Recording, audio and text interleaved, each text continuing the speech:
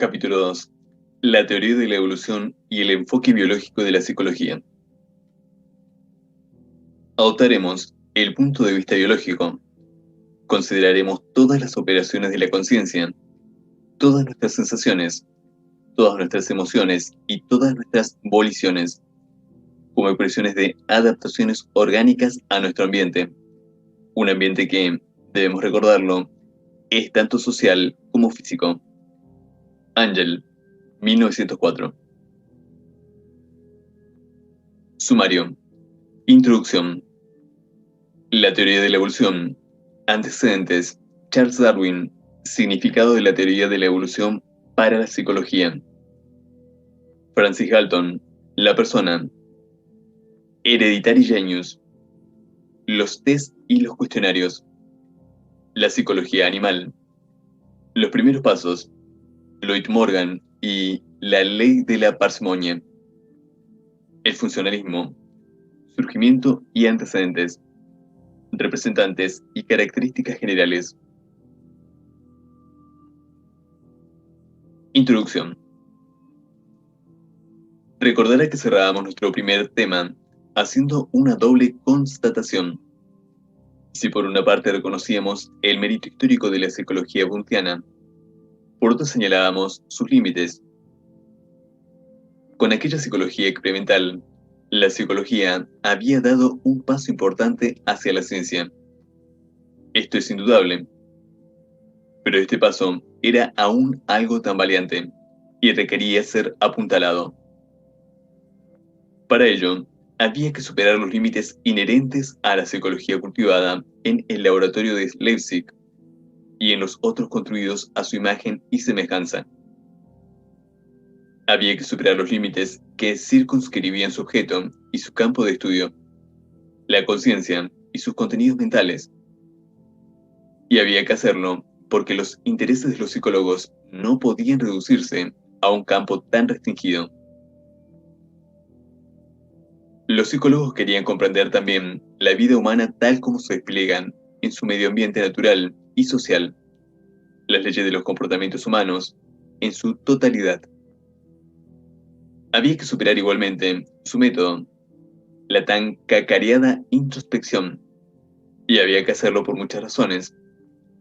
En primer lugar porque, como ya dejamos señalado, con ella no se podía garantizar la objetividad y la validez de sus hallazgos. La introspección siempre sería un método viciado por el subjetivismo. Pero es que además no había por qué renunciar a la psicología animal o infantil. Por ejemplo, por el hecho de que sus sujetos no pudieran hacer introspección. Ni había que limitar la psicología a ser exclusiva de unos pocos sujetos privilegiados, los llamados introspeccionistas entrenados. Para conseguir todo esto, la psicología necesitaba un nuevo enfoque capaz de sacarla de la artificiosidad académica de aquellos laboratorios tan fríos y alejados de la vida misma y sus procesos. Un enfoque que posibilitara un estudio verdaderamente objetivo, no solo de la conciencia, sino de la totalidad de la conducta humana. Para encontrarlo, sus miradas iban a tener que dirigirse ya no solo a Alemania, sino a Inglaterra. Y no iban a ser la fisiología o la física quienes se lo proporcionasen, sino la biología. La teoría de la evolución. Antecedentes. Casi con seguridad que usted vinculará la teoría de la evolución al biólogo Charles Darwin. Sin embargo, importa tener presente que la obra de este genio no surgió de la nada, que sus hallazgos y teorías le fueron facilitadas por una tradición larga y venida de lejos. Por razones obvias de espacio, nos ceñiremos, no obstante, a algunos de los precursores inmediatos de Darwin, omitiendo otros lejanos como podrían ser el griego Anaximandro, para quien la vida surge del agua y va evolucionando desde los peces a los mamíferos, o el mismo Lucrecio, romano que nos legó una panorámica evolutiva del cosmos. Quizá el primero a mencionar debería ser el geólogo inglés Charles Lyell, quien en la primera mitad del siglo XIX propugnó una especie de evolucionismo geológico o geología histórica, que ayudó de una forma extraordinaria a la gestación de una visión evolutiva según la cual la Tierra habría existido desde tiempos remotísimos, durante los cuales habrían tenido lugar una serie de procesos responsables del surgimiento de los diferenciados estratos rocosos que hoy vemos a partir de un caos terrestre inicial. Pero será en la biología misma donde Darwin encontrará el terreno más adecuado para elaborar y presentar sus teorías. Dos serán, a este respecto, sus antecesores más importantes, Erasmus Darwin y Jean-Baptiste Lamarck, biólogos cuyas vidas transcurrieron en la mitad del siglo XVIII y en los inicios del siglo XIX. El primero, abuelo de Charles, sostuvo, nada menos, que los animales de sangre caliente habían ido surgiendo a partir de un filamento viviente, provisto de una cierta animalidad, y cuya evolución explicaba en términos de herencia y de adaptación al medio ambiente. El segundo, de origen francés, recogió algunas de las creencias, que no ciencia, de Erasmus Darwin y las depuró. La idea lamarckiana más conocida, y también más polémica, fue la de la transmisión hereditaria de los comportamientos aprendidos por los organismos a lo largo de sus vidas. Conviene que no reduzca al terreno estrictamente científico los antecedentes históricos del darwinismo. Debe tener también en cuenta una serie de circunstancias históricas e ideológicas que favorecieron en gran medida su surgimiento y su propagación. Nos referiremos, en concreto, a las transformaciones industriales y revolucionarias que conoció Europa de finales del siglo XVIII y comienzos del XIX, al estudio de la naturaleza y a la idea del progreso facilitados por la corriente del romanticismo, a toda la filosofía idealista alemana, especialmente la de Hegel y Schelling, toda ella muy impregnada de los principios evolucionistas, por mucho que esta evolución no fuese comprendida en términos biológicos, sino desde la idea o el espíritu. Así, pues, nada debe sorprenderle menos que las teorías de Darwin cuajasen en un sistema evolucionista y que este sistema fuera rápida y favorablemente aceptado en aquel ambiente ideológico y social. Figura 1. Para muchos, el establecimiento de la doctrina evolucionista es el logro científico más importante del siglo XIX. De todos modos, de todas las influencias convergentes hacia la validez de la misma, los testimonios recogidos por Darwin fueron los de mayor peso específico. Sus predecesores inmediatos fueron su abuelo Erasmus y Jean B. Lamarck. Charles Darwin. A Charles Darwin le tocó vivir a lo largo de casi todo el siglo XIX, de 1809 a 1882. Siendo todavía joven, realizó una serie de viajes por los mares del sur, que fueron de importancia básica para su vida y su obra. La fauna y la flora, sin olvidar los fósiles de Patagonia, Nueva Zelanda, las Azores, etc., le proporcionaron una abundantísima colección de animales y plantas cuyo análisis pudo llevar posteriormente a cabo en Inglaterra. Este análisis le condujo, por una parte, a una constatación: la perfecta adaptación de todos aquellos seres vivos a sus respectivos ambientes naturales.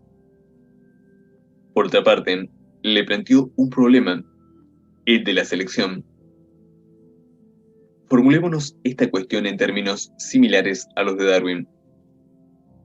Lo que éste no aceptaba comprender era cómo la naturaleza conseguía seleccionar, permitiendo la supervivencia y propagación de una serie de individuos y especies, mientras toleraba y aún favorecía que otros fuesen eliminados, a pesar de tener una constitución orgánica muy semejante a la de aquellos. Cuando se encontraba ocupado con esta problemática, vino a parar a sus manos una obra del famoso Thomas Malthus. Quizá no le resulte difícil recordar que, según este, el crecimiento potencial de la población animal y humana es mucho mayor que la capacidad de la Tierra para facilitarles alimento. De ahí, concluía Malthus, que fuera necesario algún tipo de obstáculo que frenase aquel crecimiento. Él mismo aludía en este sentido al hambre, a las pestes, las guerras, etc. No tardó Darwin en apropiarse de estas ideas. Con ellas, pudo elaborar su respuesta al problema de la selección. Veámosla. Los individuos de una especie varían de hecho en algunas de sus características. Por otra parte, resulta que tanto los individuos como las especies tienen que vivir competitivamente, dado que los recursos ofrecidos por la naturaleza son limitados en una situación ambiental concreta. Estas consideraciones le hicieron concluir a Darwin que los individuos mejor dotados para la lucha por la vida logran sobrevivir al mismo tiempo que consiguen transmitir a sus descendientes las características que les han posibilitado este logro. Como confirmación de estas ideas, bueno será que lea lo que escribe el mismo Darwin. He leído como distracción el trabajo de Malthus sobre la población y estando bien preparado para apreciar la lucha por la existencia que cualquiera percibe, si observa con continuidad las costumbres de animales y plantas, bruscamente me vino la idea de que, en estas circunstancias, las variaciones favorables tenderían a conservarse y las desfavorables a destruirse. El resultado sería la formación de unas nuevas especies. En un principio Darwin se guardó mucho de aplicar sus teorías al hombre. No quería actuar precipitadamente. Sin embargo, las conclusiones a las que llegó al respecto le llevaron a afirmar lógicamente que el hombre no es diferente de los restantes vivientes, que en último término no es más que una variedad entre los antropoides. Él mismo escribe, el hombre desciende de un cuadrúpedo peludo, probablemente arbóreo en sus costumbres y habitante del viejo mundo. Con otras palabras, el hombre es un animal superior con un cerebro extraordinariamente desarrollado. Aunque todo lo que llevamos dicho puede resultarle de gran utilidad para una comprensión inicial de Darwin y el evolucionismo, es posible que usted se pregunte a estas alturas de la exposición, ¿y qué significa todo esto para la psicología y su historia? En ese sentido, bueno será que intentemos una síntesis de las ideas básicas del evolucionismo que repercutieron de un modo inmediato en la psicología. Estas serían las siguientes. Las especies vivientes proceden de la paulatina transformación de otras que les precedieron. Los miembros de cada especie y las mismas especies acaban por diferenciarse entre sí por acumulación de caracteres diferentes. Ante las exigencias de un medio ambiente, en cambio, permanentes solo logran sobrevivir los individuos cuyas características individuales les permiten una mejor adaptación. Tales características anatómicas y fisiológicas se transmiten a su descendencia, al mismo tiempo que las de los individuos que perecen en la lucha por la existencia desaparecen junto con sus portadores. Significado de la teoría de la evolución para la psicología. Antes de descender a detalles más concretos, es necesario hacer una advertencia. Y es que, aunque Darwin influyera en general en toda la psicología naciente, esta influencia llegó a ella particularmente a través de la boyante psicología americana. Este hecho no es difícil de entender. La razón básica radica en el mismo clima social en el que se desenvuelve la vida americana. Usted mismo lo comprenderá si se formula y trata de responder a la siguiente pregunta. Los conceptos de adaptación, supervivencia, lucha por la vida, etc., no son conceptos perfectamente adecuados para formular y expresar las experiencias de un europeo que emigra a América a fin de labrarse una nueva vida.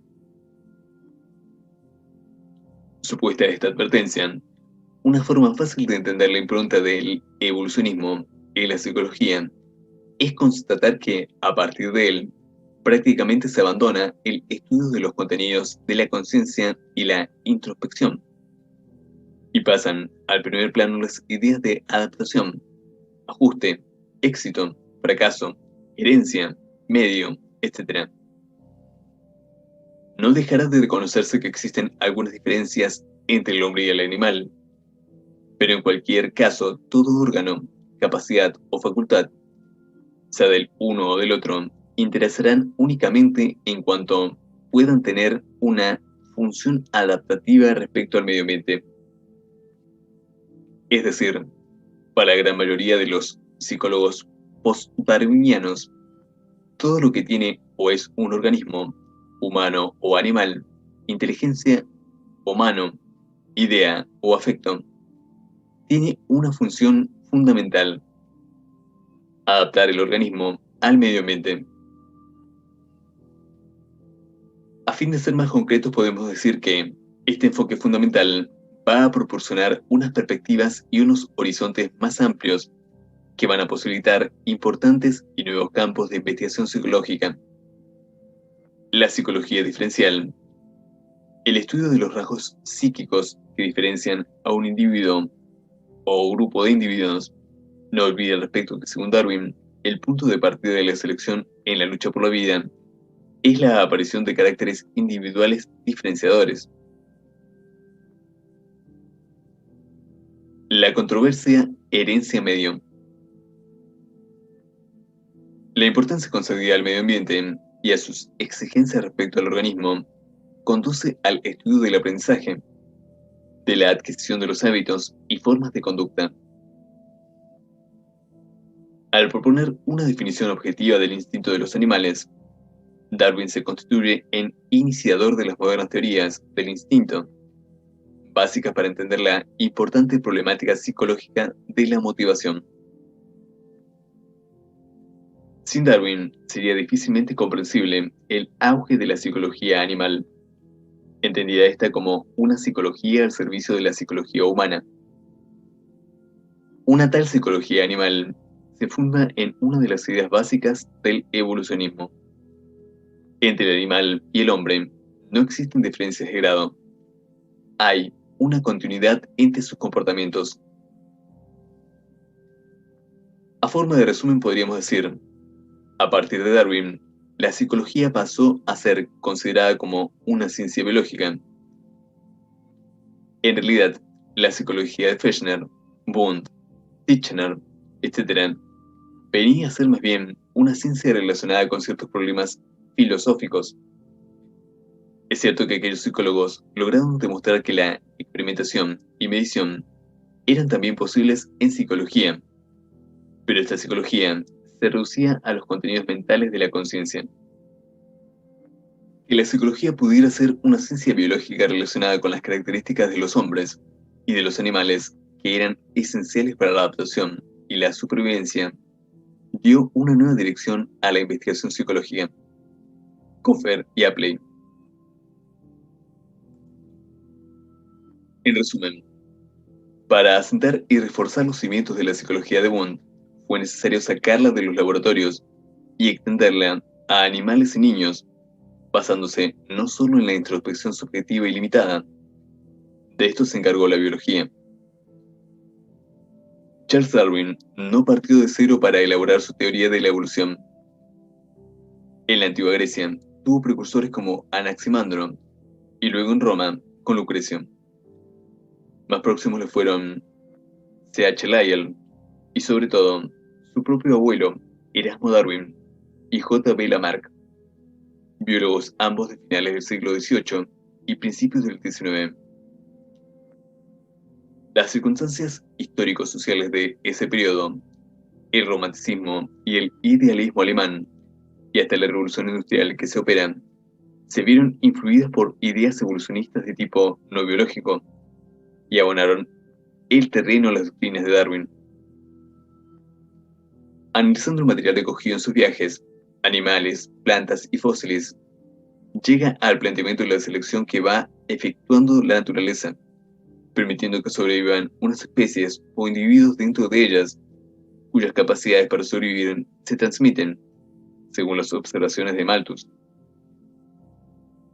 Tras la larga maduración, dejó establecido que tal criterio es aplicable a la especie humana. La doctrina de Darwin fue decisiva en la psicología. Con ella se abren nuevos campos de investigación psicológica como psicología diferencial, herencia y medio, aprendizaje, motivación y psicología animal. Francis Galton, la persona. Sería un primo de Darwin, Francis Galton, el introductor del nuevo enfoque biológico en la psicología. A pesar de su importancia, seremos breves en nuestras consideraciones sobre su obra y su persona a fin de no resultarle reiterativos, ya que su genialidad hace que sean varias las disciplinas psicológicas que tengan que comenzar dedicándole una mínima exposición, como es, por ejemplo, el caso de la psicología diferencial. Galton, que vivió en plena época victoriana, 1822-1911, no fue como los primeros psicólogos alemanes un psicólogo profesional. Dotado de una gran fortuna familiar y una no menor inteligencia, cultivó las ciencias más diversas: medicina, matemáticas, arqueología, geología, geografía, astronomía, biología y antropología. Tan pronto está en África, haciendo geografía, física, como en España observando un eclipse de sol. Sus intereses van desde la eugenesia hasta las cartas meteorológicas. Su ingenio es tan fecundo como activa su curiosidad. Descubre el anticiclón y es el primero en aplicar un cuestionario en psicología. Al enfrentarse con los problemas psicológicos, lo hizo desde unos puntos de vista y unos criterios bien distintos a los de los psicólogos alemanes. A Galton no le preocupaba en absoluto la problemática artificiosa de sus laboratorios. Su opción a favor de los principios biológicos de la adaptación y la evolución le condujo a una actitud utilitaria y a un enfoque favorable a la aplicación de la psicología al progreso de la vida humana.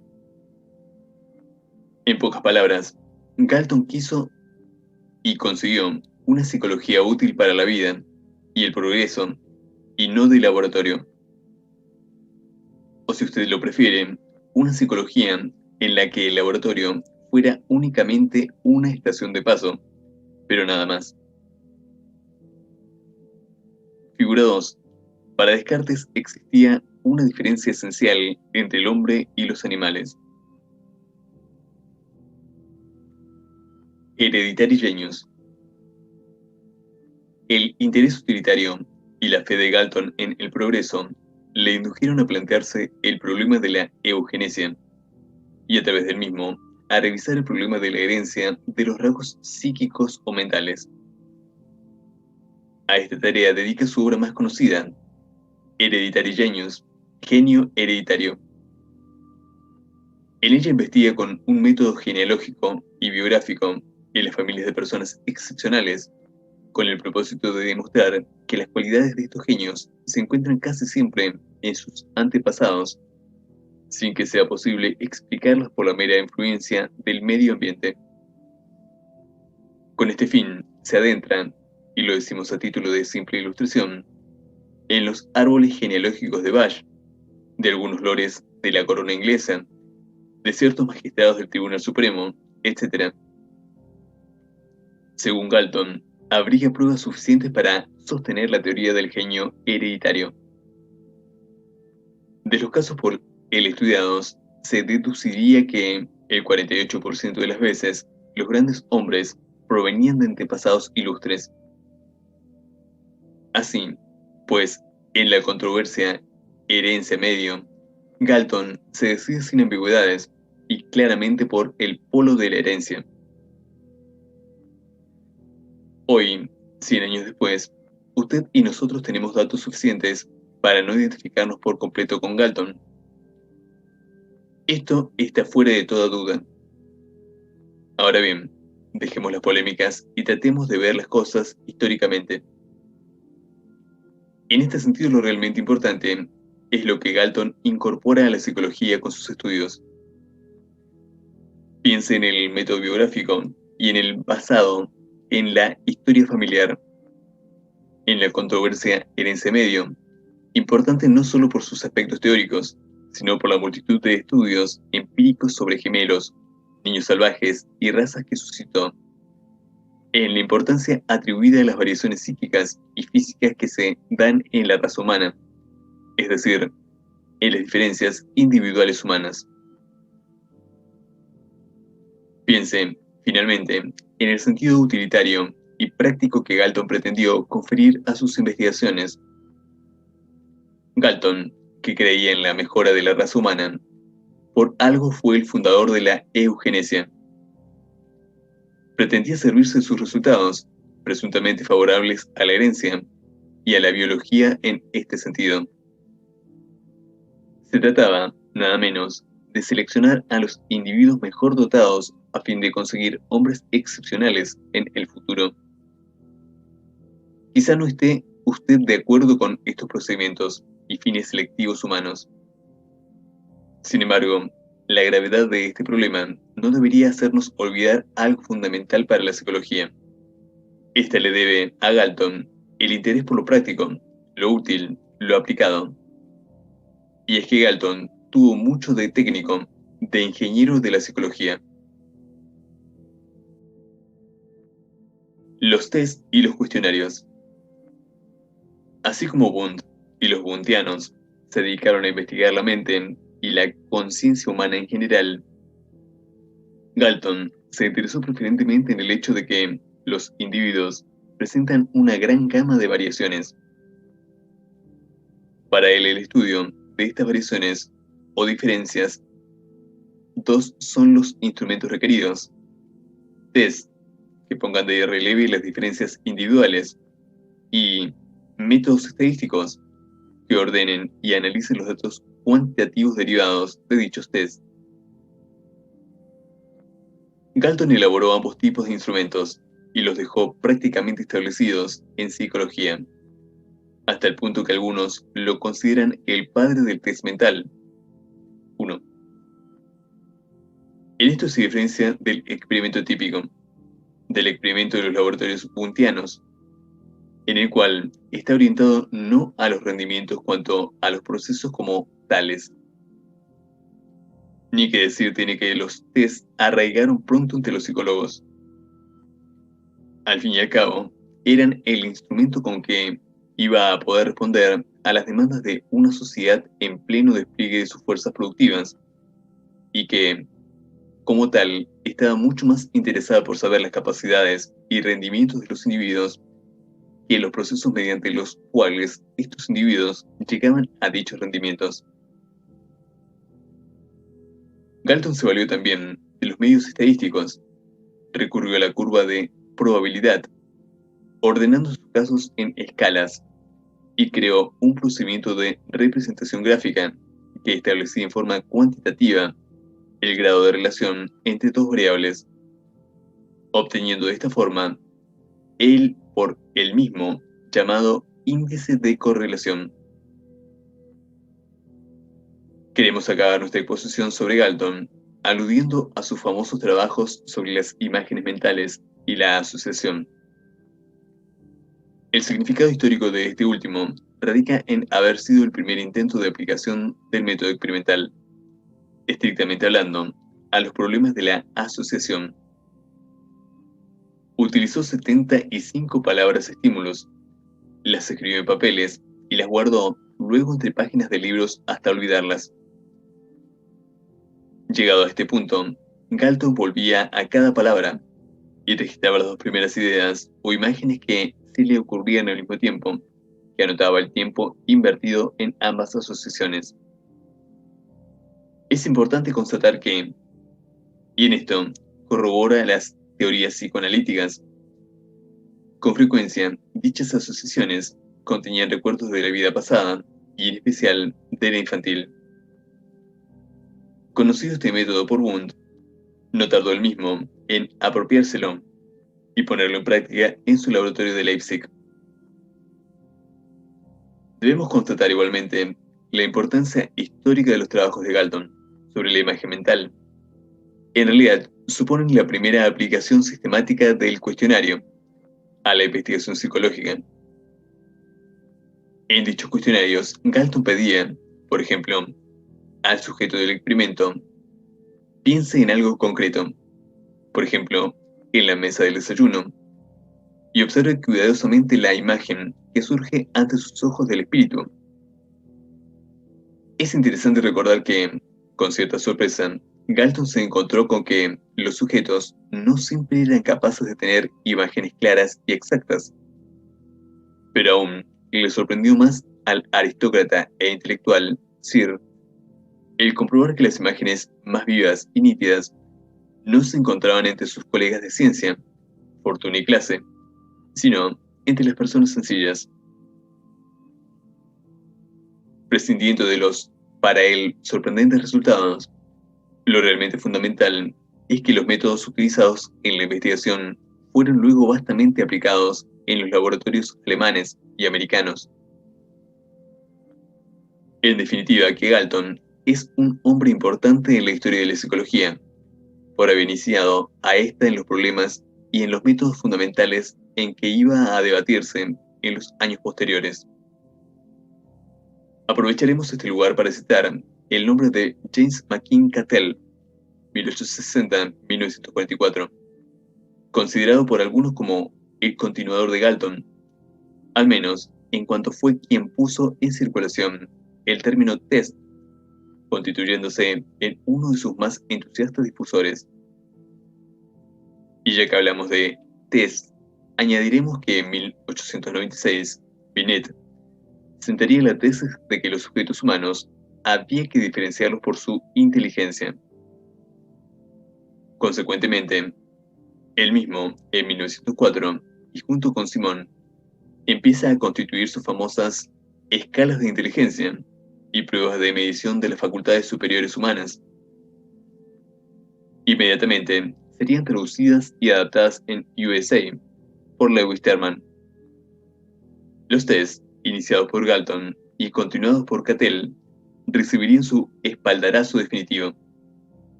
En resumen, otro gigante del enfoque biológico de la psicología fue Francis Galton, cuya obsesión fue aplicar la psicología al progreso y a la vida humana. El sentido utilitario lo lleva a plantearse el problema de la eugenesia y el de la herencia de los rasgos psíquicos o mentales. Llega incluso a propugnar la selección de hombres especiales para conseguir la humanidad ideal en el futuro. En la disputa, influencia del medio herencia, Galton se inclina por la herencia. Muchos consideran a Galton como padre del test mental, instrumento valioso para determinar la capacidad o rendimiento de un individuo en un campo determinado. Utilizando los medios estadísticos, llegó a establecer el índice de correlación y realizó trabajos importantes sobre imágenes mentales y asociación. Sus métodos, en este campo, fueron adoptados por el propio Wundt en su laboratorio. Aplicó por primera vez y de forma sistemática los cuestionarios a la investigación psicológica. Continuadores de la obra de Galton fueron Cattell, en Estados Unidos, como propagador de los test, que tanto sirvieron a Binet en Francia para la elaboración de sus escalas de inteligencia, que luego adoptó Lewis Terman en USA. La psicología animal. Los primeros pasos. Para poder comprender el influjo decisivo de Darwin en el establecimiento de la psicología comparada animal, es necesario remontarse a la problemática de fondo sobre la cual incidió a este respecto la teoría de la evolución. En realidad, dicha problemática se remonta hasta Descartes, quien logró asegurar un lugar de privilegio al hombre a costa de establecer una discontinuidad insalvable entre el organismo humano y el resto de la escala de los seres vivos. El ser humano se distinguiría esencialmente del resto de los vivientes. Según el filósofo francés, la conducta de los animales se explicaría solo en función de la materia, mientras que la del hombre necesitaría además un segundo principio, la conciencia. Al margen de los problemas filosóficos de fondo implicados en esta distinción, el hecho es que la misma supuso un freno para algunos de la ciencia, y en concreto para la psicología animal. En este ámbito concreto, dicho freno es superado definitivamente mediante las teorías darwinianas, lo cual es fácil de entender si tenemos en cuenta que una de sus hipótesis básicas es la de la continuidad evolutiva entre todos los seres vivos, incluido el hombre. Así, lo cierto es que a partir de dicha hipótesis, en la misma Inglaterra y casi contemporáneamente a Darwin, comienza a desarrollarse sistemáticamente una psicología animal. Toda aquella psicología animal estaba animada por una empresa común: la búsqueda de las facultades mentales del hombre en los animales. Se abrigaba la esperanza de encontrar en estos el mismo tipo de facultades mentales superiores, aunque por supuesto en menor grado. El historiador de la psicología, Peters, escribe certeramente a propósito de este clima psicológico surgido alrededor de la figura de Darwin. Se trata de una tendencia evolutiva que sirve para humanizar a los animales, y aún añadiría él, y para embrutecer al hombre. A fin de ser más concretos, podemos decir que, en cierta manera, el iniciador de esta corriente psicológica fue el mismo Darwin, quien, en 1872, publicó su Expression of Emotions in Man and Animals, manifestación de las emociones en el hombre y los animales, donde aportan, no siempre con rigor científico, abundante material sobre semejanzas existentes entre el hombre y los animales inferiores a él. Figura 3. John Dewey es considerado como fundador de la psicología funcional. Si bien se trata de un movimiento con claros antecedentes en diversos países y autores europeos. Por ser quizá la figura más representativa de aquella psicología animal, resaltaremos a George John Romanes, darwiniano ortodoxo, quien en la década siguiente publica una serie de obras sobre la inteligencia, el pensamiento y el lenguaje de los animales. Los escritos de Romanes ejemplifican al máximo las virtudes y defectos de dicha corriente. Por una parte, el hincapié puesto en la ya citada continuidad entre el hombre y los animales. Por otra, la debilidad metodológica, debilidad que acabó por llevarla a un verdadero callejón sin salida. Se preguntará con razón acerca de lo que queremos significar con esta expresión. Pues simplemente que aquellos psicólogos se apoyaban casi únicamente en alegorías, en historias anecdóticas y en observaciones cotidianas, las cuales, por bien hechas que estén, y sin duda algunas de ellas lo estaban, nunca pueden servir de base y fundamentos científicos. Desde luego que toda obra de historia de la psicología deberá hacerse eco de nombres como Romanes, y con él Carus, Lubbock, Hobhouse, Yerkes, etc. Pero este eco deberá tener una doble resonancia: la del reconocimiento de haber sido los iniciadores de una rama básica para el progreso de la psicología, pues no en vano, muchos de nuestros conocimientos psicológicos se basan en la psicología animal. al mismo tiempo, la de la constatación de haberla iniciado con un método falso, pues la ciencia no avanza con las simples anécdotas sobre la vida social de los insectos, ni con las observaciones del comportamiento cotidiano de los perros o los caballos, que es lo que hacían estos psicólogos, sino con la observación controlada de unas variables o unos factores bien identificados. Lloyd Morgan y la ley de la parsimonia. Algo de esto es lo que animaba a Compo y Lloyd Morgan, 1852-1936, cuando ya en la década de los 80 se dedicó a una investigación más rigurosa prescindiendo de las curiosas anécdotas que Romanes y sus colegas aportaban en favor de la existencia de una mente inteligente en los animales. Morgan era consciente de que el establecimiento de una ciencia del comportamiento animal exigía un trabajo de investigación bien controlado, independientemente de que este trabajo se llevase a cabo en el medio natural o en el laboratorio.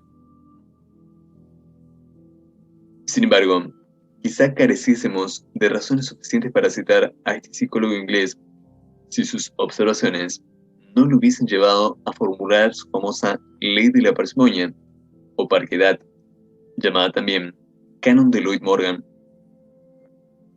Dice así: en ningún caso podemos interpretar una acción como el resultado del ejercicio de una facultad psíquica superior. Sí puede interpretarse como el resultado del ejercicio de otra facultad que está situada más abajo en la escala psicológica. La persecución de este principio en los psicólogos de entonces fue enorme. En alguna manera, atisbaron que una aplicación consecuente del mismo podría sacar la psicología animal del callejón sin salida en que se había metido. Con otras palabras, la aplicación del canon de Lloyd Morgan podría suponer la superación del antropomorfismo que dominaba en esta psicología y que le cerraba el paso hacia la fecundidad científica. ¿A qué viene ahora a hablar de antropomorfismo?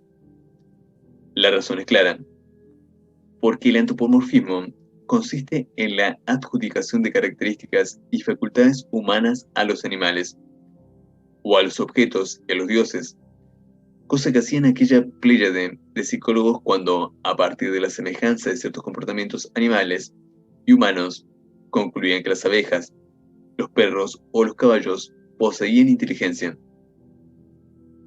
Ya el mismo Morgan se dedicó a superar este antropomorfismo mediante la aplicación de su principio a la solución de problemas que observado llevaba a cabo su perro. Nos referimos, por ejemplo, al sencillo hecho de que éste lograba escapar de su patio, introduciendo la cabeza bajo el picaporte de la puerta para luego levantarlo. Pues bien, un romanés, pongamos por caso, con una buena lógica antropomórfica y basándose en una observación superficial, hubiese concluido aproximadamente que el perro de Morgan había levantado el picaporte guiado por una serie de razonamientos inteligentes. Esto es precisamente lo que no admitía Lloyd Morgan, quien creía que esta conclusión era gratuita. Gratuita porque no era necesario acudir a inteligencia o razonamientos para explicar una conducta que era perfectamente explicable por un proceso de condicionamiento.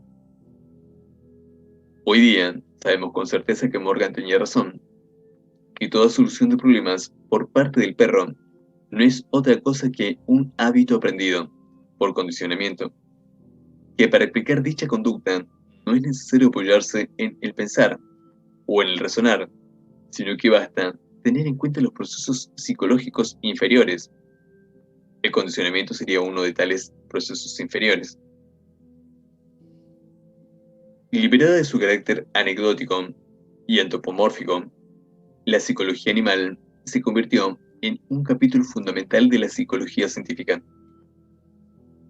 En realidad, los últimos años del siglo XIX y los primeros del XX son años de una proliferación extraordinaria de laboratorios dedicados al estudio experimental de la conducta animal, estudio que se considera un paso necesario para la comprensión científica de la conducta humana. Bástenos al respecto por el momento, pero recuerde que cuando en temas sucesivos tenga que habérselas con aquellos grandes psicólogos que fueron Thorndike, Pavlov, Watson, Kohler, Kafka, etc., tendrá que situarlos históricamente en este contexto. Todos estos psicólogos, y con ellos los conductistas en general, partían del principio de Morgan, es decir, comenzaban el estudio de la conducta humana desde abajo, desde sus procesos más simples, desde los procesos conductuales que el hombre tiene en común con los animales. Si a esto añaden que el estudio de los animales en laboratorio permite un mayor control objetivo de las condiciones, no tardará en comprender por qué la psicología animal llegó a convertirse en el paso necesario previo que hemos mencionado. El funcionalismo. Surgimiento y antecedentes. John Dewey, 1858-1952, es considerado como el fundador del funcionalismo oficial. Su histórico y famoso artículo, El concepto de arco reflejo en psicología, publicado en 1896, constituye el punto de parada del funcionalismo como movimiento psicológico definido. Se trata de un artículo polémico donde Dewey ataca el elementalismo y atomismo que a la sazón imperaban en la psicología científica académica y oficial, dominada excesivamente por el servilismo hacia los principios de Wundt y de Titchener. El ataque, sin embargo, no va dirigido contra la sensación o la idea simple que eran los elementos que, a modo de átomos, constituyen los contenidos de la conciencia en la psicología de Wundt-Titchener. El elemento o átomo atacado es el arco reflejo, según Dewey, el nuevo reducto del atomismo en la psicología. Una vez que las críticas de William James y otros habían demostrado que las sensaciones carecían de realidad como partes de la conciencia. Por muy claro y determinante que sea Dewey en su artículo, el impacto de este solo se explica si se analiza el contexto histórico-psicológico en que se escribió. No nos detendremos en describirlo, pues usted ha sido ya informado sobre él a lo largo de este capítulo. En definitiva, se trata del carácter artificioso de la psicología de Wundt-Titchener, de su convencionalismo, de sus estrecheces y limitaciones, de su incapacidad para recoger la problemática de la vida que no es otra cosa que actividad, cambio y proceso continuo.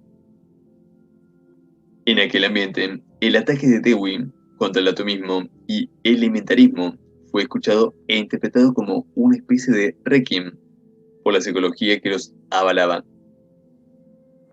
Podemos decir que con el famoso artículo se iniciaba la primera resistencia organizada y sistemática contra Wundt y Titchener, contra la conciencia y la introspección. Al mismo tiempo, de esta primera resistencia, surgiría la primera escuela de psicología típicamente americana. La cosa no podía acabar de otra manera.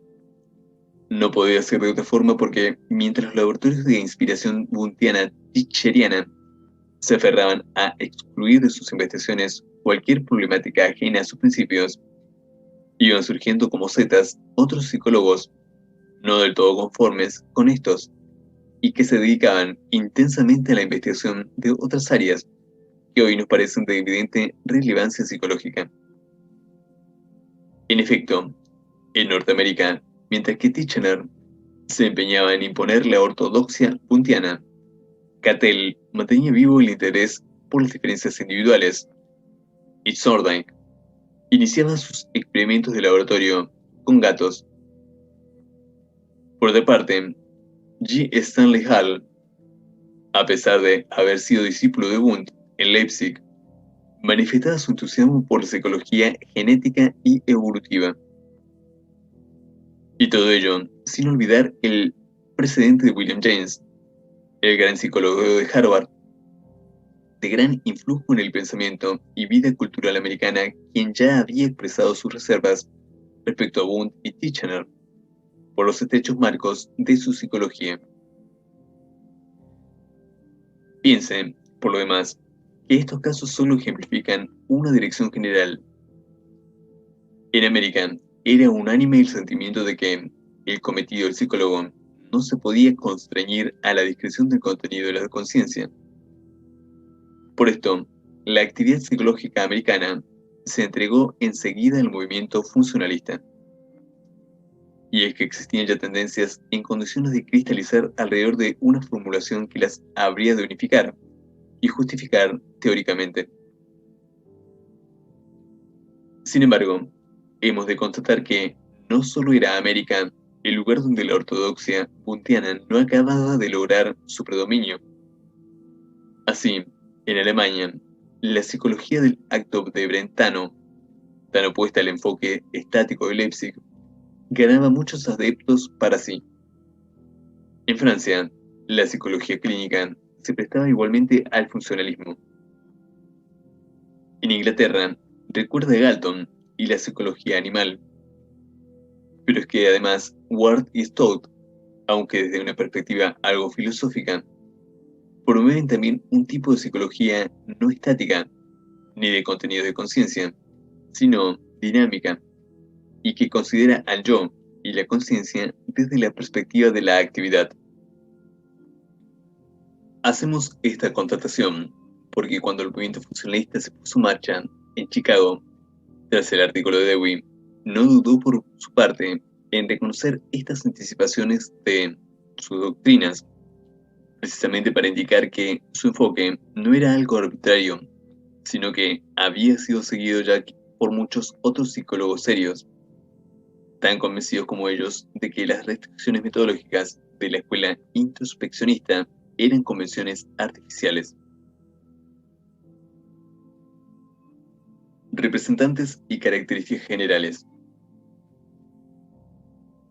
Cuando Dewey escribió su artículo sobre el arco reflejo, hacía ya 2 años que era profesor de filosofía en Chicago, a cuya universidad había llegado el mismo año que James Rowland Angell, 1869-1949, director del recién fundado Departamento de Psicología. La conjunción de intereses de ambos maestros fue decisiva para que la Universidad de Chicago se convirtiera en un importante centro de estudios psicológicos y en sede de una nueva escuela de psicología, el funcionalismo. Aparte del artículo citado, el nacimiento de esta escuela se debió también al apoyo que le otorgó Angell, quien antes los ataques de Titchener, 1898, además de bautizar propiamente al funcionalismo, contraponiéndolo a su escuela, el estructuralismo, Dewey aceptó el reto hecho a su colega, pasando a convertirse en el líder del nuevo movimiento. Este liderazgo es tanto más explicable por cuanto él mismo, Dewey, abandonó enseguida los problemas psicológicos para dedicarse a la educación, a las ciencias sociales y políticas y a la filosofía. En el hecho de que el funcionalismo acabase por identificarse con Chicago, tuvo una gran influencia el apoyo de G. H. Mead y A. W. Moore del Departamento de Filosofía, pero, como Dewey, también interesados en la psicología. Igual que C. H. H. Judd, 1873-1946, director de la Escuela de Educación pocos años después de la marcha de Dewey de Chicago, manifestó un gran interés por el nuevo enfoque psicológico. Así, resultó que a pesar de haber hecho su doctorado en la vieja escuela de Leipzig, su obra Psychology, publicada un par de años después de su llegada a Chicago, se cita a veces como uno de los mayores exponentes del enfoque funcionalista. Angell, que siempre fue un gran maestro capaz de provocar el entusiasmo por sus planteamientos y perspectivas, permaneció en Chicago, dirigiendo el Departamento de Psicología durante 26 años. para pasar más tarde a la Universidad de Yale, de la que llegó a ser su presidente.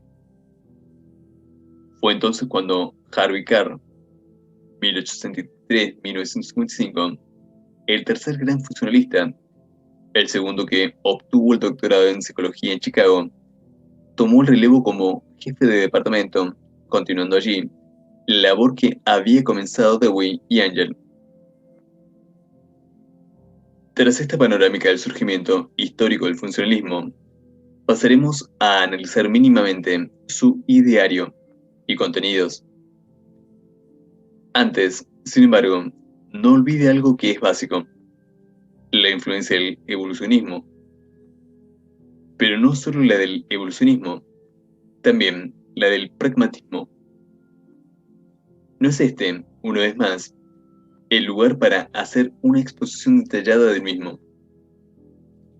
Pero sepa al menos que el pragmatismo es la escuela filosófica más típicamente americana, representada especialmente por C.H.S. Peirce, pero también por Dewey y James, y que, como tal, insiste sobre todo en los aspectos utilitarios y prácticos de la vida. Para ella, las cosas son por lo que sirven, y la verdad es una simple función de la utilidad. Dicho esto, comprenderá perfectamente por qué es la escuela filosófica más típicamente americana.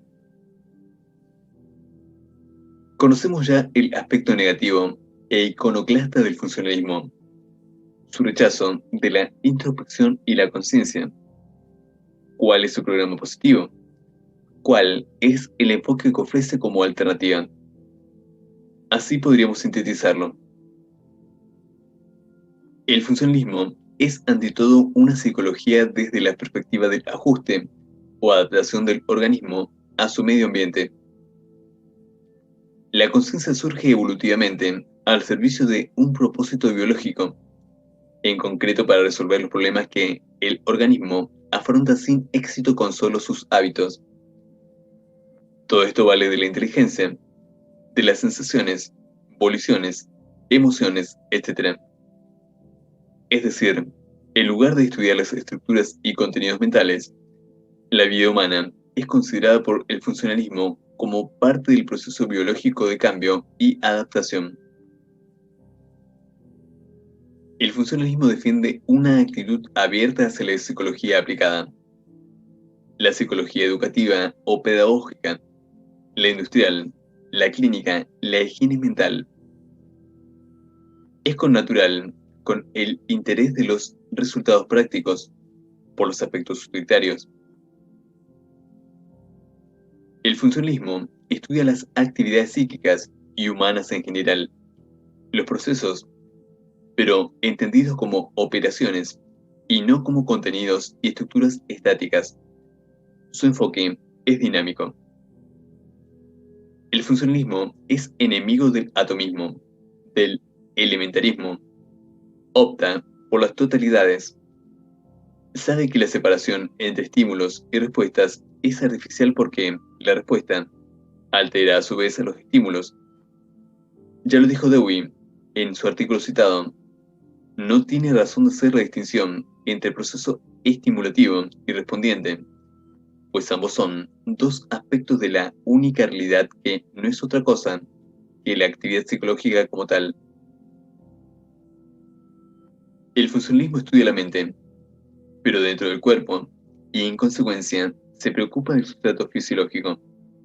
Ahora bien, entiéndase esto en el sentido de que considera lo físico y lo psíquico como dos aspectos igualmente de la misma realidad. Por lo demás, el funcionalismo no se mete en especulaciones acerca de la problemática cuerpo-alma. No podemos acabar nuestra exposición del funcionalismo sin dejar constancia de que sus líderes no dejaron nunca de manifestar su resistencia a ser considerados como una escuela, con sus principios dogmáticos más o menos intocables. Y no les faltaba la razón en alguna manera, porque por muchos principios teóricos funcionalistas que enumeremos, siempre habrá que contar con uno supremo, a cuya luz todos los restantes son relativos. la ausencia de tabús académicos y doctrinarios. El funcionalismo está siempre presidido por el sentido común, por la apertura a los hechos y los experimentos, por el desconocimiento de los dogmatismos. Por esto quizá hubiera sido más conveniente y adecuado hablar de movimiento funcionalista que de escuela funcionalista, un movimiento que desempeñó una función muy importante dentro de la historia de la psicología, sobre todo de la psicología americana. El funcionalismo habría representado el inicio del abandono de la conciencia, de la introspección, de las realidades conductuales no materiales. Por otra parte, hubiese preparado de un modo irreversible el paso al conductismo como enfoque psicológico dominante en el ámbito de la psicología contemporánea. Yendo a caballo de ambos enfoques, no ha de extrañarnos en absoluto que el funcionalismo se superponga en el tiempo a uno y a otro.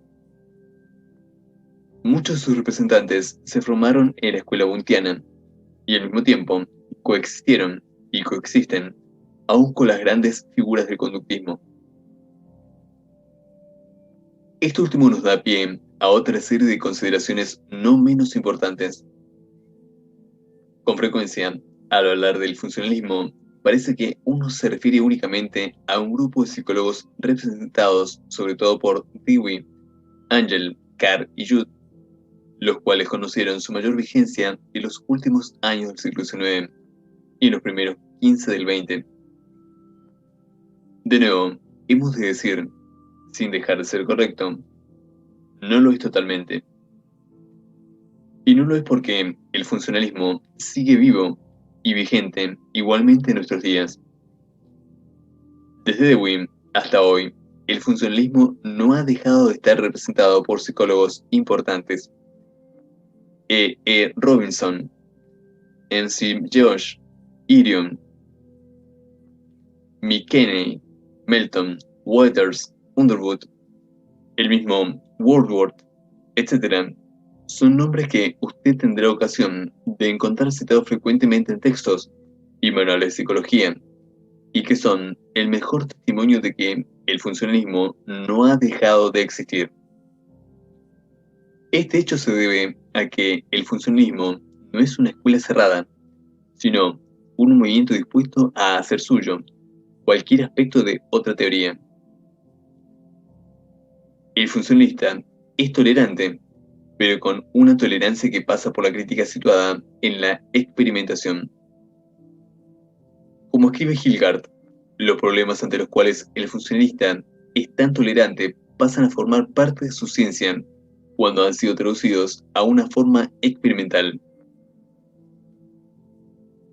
En resumen, a partir de Darwin empieza a desarrollarse la psicología animal, buscando las facultades del hombre en los animales y esperando hallar en estos el mismo tipo de facultades superiores, aunque en menor grado. Entre los primeros cultivadores de la psicología animal, aparte de Darwin, merecen destacarse Romanes, Carus, Lubbock, Hobhouse y Jekers, entre otros. La investigación de estos hombres se realizó con método falso, ya que se redujo a sus observaciones y lo meramente anecdótico. C. Lloyd Morgan inició la investigación más rigurosa y sus observaciones se plasman en la ley de la parsimonia o parquedad, que supuso la superación del antropomorfismo y que la psicología saliera del callejón en que se había metido. G. Dewey, con su artículo sobre concepto del arco reflejo en psicología, es el punto de arranque del funcionalismo que supone una reacción contra Wundt y Titchener y los conceptos de introspección y conciencia. Continuadores de su obra fueron hombres de tanto prestigio como Angel, Harvey, Carr, etc. El funcionalismo estudia la mente sin olvidar el sustrato biológico, opta por las totalidades en contra del atomismo y considera las actividades psíquicas como operaciones, nunca como contenidos. Su actitud es abierta a la psicología aplicada y prescinde de la problemática alma-cuerpo. El funcionalismo perdura por ser una escuela abierta que acepta principios, teorías o aspectos de estas, no sin someterlos a crítica y experimentación.